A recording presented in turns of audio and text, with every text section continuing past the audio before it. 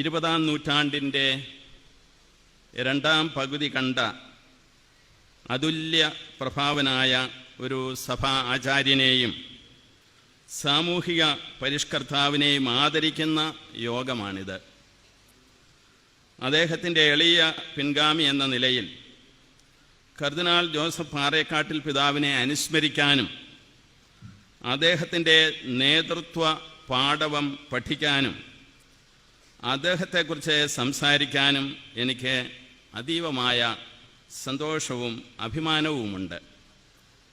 അദ്ദേഹത്തിൻ്റെ ജന്മശതാബ്ദിയും മരണത്തിൻ്റെ 25-ാം വർഷവുമാണിത്.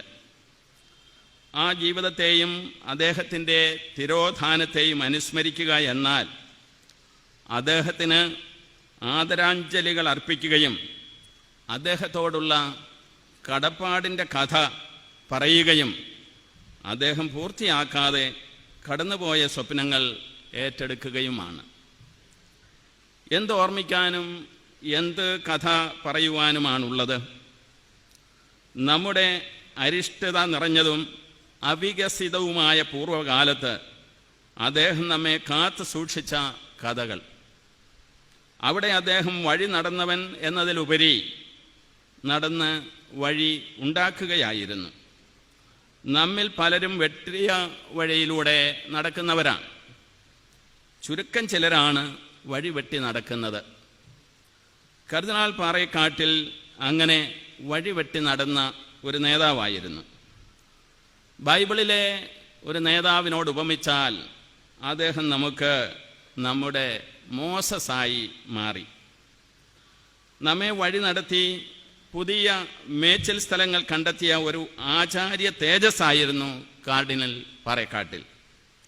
ഈ നേതൃത്വം സഭയുടെ ഒരു മണ്ഡലത്തിൽ മാത്രമല്ല, ഇപ്പോൾ നമ്മുടെ ബഹുമാനപ്പെട്ട മുഖ്യമന്ത്രി സൂചിപ്പിച്ചതുപോലെ കേരളത്തിലും ഭാരതത്തിലും എല്ലാ രംഗങ്ങളിലും മെത്രാൻ സമിതികളുടെ അധ്യക്ഷനായിട്ടും ആഗോള സഭയുടെ വിവിധ തലങ്ങളിലും അദ്ദേഹം നിർവഹിച്ചു. ഒരു സഭാധ്യക്ഷൻ എന്ന വിധത്തിൽ മാത്രമല്ല, ഈ കൊച്ചിയുടെയും കേരളത്തിൻ്റെയും ഭാരതത്തിൻ്റെയും സാമൂഹിക സാംസ്കാരിക മണ്ഡലങ്ങളിലും അദ്ദേഹം തനതായ വ്യക്തിമുദ്ര പതിപ്പിച്ച നേതാവായിരുന്നു. പ്രൗഢമായ യോഗങ്ങളിലെ സാന്നിധ്യം കൊണ്ടും നൂതനവും ചിന്തോദീപകവുമായ ആശയ ആദർശങ്ങൾ നിരന്തരമായി പങ്കുവച്ചും അദ്ദേഹം നമ്മുടെ സംസ്കാരത്തെ ദീപ്തമാക്കി. അദ്ദേഹത്തിൻ്റെ മഹാജീവിത പ്രതിഭാസത്തിൻ്റെ വ്യാപകമായ കർമ്മകാണ്ഡം അധികം പേർക്കും എത്തിപ്പിടിക്കാവുന്നതിലും അപ്പുറത്താണ്. കൊച്ചി പട്ടണത്തിൻ്റെ ഈ നഗരസഭാ ഹാളിൽ നിന്ന് ഞാൻ പ്രസംഗിക്കുമ്പോൾ കൊച്ചി നഗരത്തിൻ്റെ വികസനം കാക്കനാട്ടേക്കായിരിക്കുമെന്ന് മറ്റാരെയേക്കാൾ മുമ്പ് കാണുകയും അവിടെ പള്ളികളും കോളേജും സ്ഥാപിക്കുകയും ചെയ്തതിന് വളരെ ശേഷമാണ് സിവിൽ അധികാരികൾ ആ വഴിക്ക് ചിന്തിക്കാൻ തുടങ്ങിയത്.